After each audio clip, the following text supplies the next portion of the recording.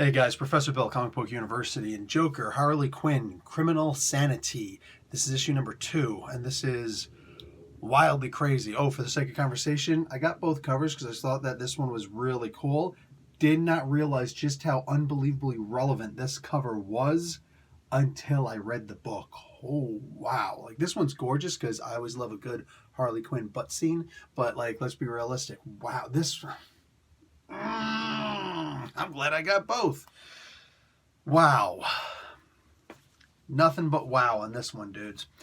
Let's get talking about who made this comic book. We're going to get a little bit into the book itself. Written by Cami Garcia, artists Mike Mayhew and Miko Suyan with Jason Badauer. We've got letters by Richard Starkings of Comic Craft, cover by Francisco Matina, and variant cover by Mike Mayhew. This was wild, dude. Oh, for the sake of conversation, there's a consultant in here, Edward Kurtz, MD, and Harley Quinn was created by Paul Dini and Bruce Timm. This book just basically goes into... This is a very different Harley Quinn. I don't even know if Batman's going to show up at any point in this. You know what I'm saying? Like the next issue should be the final issue, I believe. And I don't even see a space for Batman to show up. Like, who? Who? Harley Quinn is essentially the hero of this. I'm sure it's not going to stay that way, but what do I know? There are a lot of killers in here. A whole lot of really bad people in here. And sometimes I feel like Harley Quinn is the only one who's actually good. This... I haven't seen the Joker movie yet. I know. It comes out on DVD this week, though. So I'll probably get it pretty soon. All right? But in the meantime, you see like a young Joker in here, a young kid who I imagine is going to grow up to be the Joker. Everything's pointing towards that. He's wearing the makeup and everything once he gets a little bit older. But I'm looking at this as like, this seems like what they're explaining the Joker movie was from everybody who's talking to me about it, you know? Like, it's just this kid who just grows up and he's, well, in this particular case, he's got a really abusive father and life sucks for him. And he winds up becoming the Joker because his dad, society, people turning a blind eye. I mean, his dad is super abusive in here. I'm going to show you this scene. Like, this is, the kid just wants to go out trick-or-treating. Just wants to go out trick-or-treating. His dad just straight crashes him in the jaw, man. Like a freaking tidal wave. You want to see what's even worse? I'm going to show you the next page. Because this about made me cry. Kid still goes out trick-or-treating. Mask is broken, face is busted up. He just... fuck, man. Like, he just wants to be a kid. Even though he's getting beaten up, like, that's his normal, you know? He just wants to be a kid. He knows that Halloween only comes once a year. He wants to go out and get his candy. You're like, oh, man. And you see this kid growing up. You see more and more things happening to him as he gets older. I don't know, it looks like the first time he's going to try and shave. And what his dad does to him and all that. Like, with his friends. Dude, this is a really messed up comic book. And he just grows up to not be the greatest of people.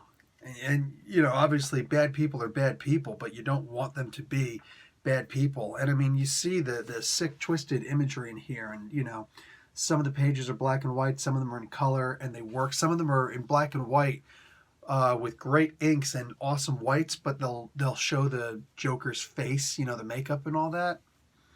This is a wicked comic book.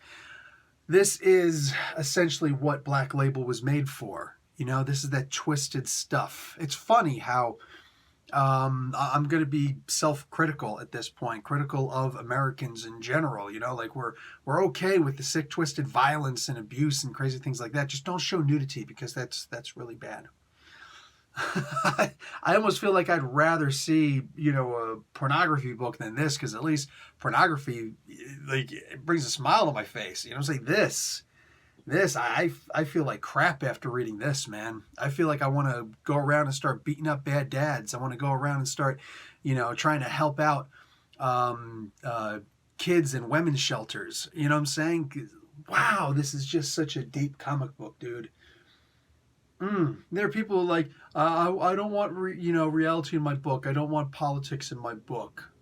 Okay, I'm wondering how many people are going to be okay with this, though. You know, because like at the end, and I'm not bad mouthing this book at all. I'm not. It's just I just want to look at the level of hypocrisy that some people will have. Because a book like this is deep. Wow, and you are going to feel so crappy after reading something like this, unless you're a sociopath. Then it just might be like, ooh, I've got some ideas now. And it's funny because I could see where some of these ideas came from as far as movies are concerned. Seven is undeniably a big one. What's in the box? What's in the box? There's undeniably an inspiration for this. There's another one, though, with Christopher Lambert, who played Christopher Lambert, however his name is pronounced. The guy who played the Highlander, you know what I'm saying? He was in this one movie where they were basically trying to reanimate like a Frankenstein's monster. And on this certain day, this certain hour, this certain minute, it was supposed to come alive, but it wasn't finished. And it wasn't really a supernatural thriller. It was one of those weird ones where it's like they made you believe it so much that it didn't happen, and then you saw the flaw as to why it didn't happen, and you're thinking, but if that would have been fixed, would it have happened? Like, that's what I'm seeing here, and I love it, because it's still a very unique story. Just because you see the influences don't mean... Yeah, and maybe they've never seen that movie. Either way, they're probably going to say they've never seen that movie. Still, the influence is pretty obvious. Guys, this is a deep, deep read. All right? Wow. We're all expecting Harley to at one point turn bad. What's going to be the thing that breaks bad for her? If at all. I mean, this is Black Label. It's an entirely different... Forget it. They're all different. All the books are all different universes. You know what I'm saying? So they could quite literally do whatever they want in this. And who's going to say boo to it? Deep. Do not read if you get easily triggered by child abuse. I looked at this and I myself was like, I didn't start to retch, but I'm like, yep, I can't read too much of this because, wow. I almost started crying at this poor kid getting beaten up. And then, of course, he winds up looks like he's becoming the Joker. Oof. If they're actually making that correlation, if they're actually saying it is, in fact, him. This is wicked. I'm out, guys. And I'm going to let you guys just decide for yourselves, you know, saying, what does this book do to you? Professor Bill, Comic Book University. Class dismissed.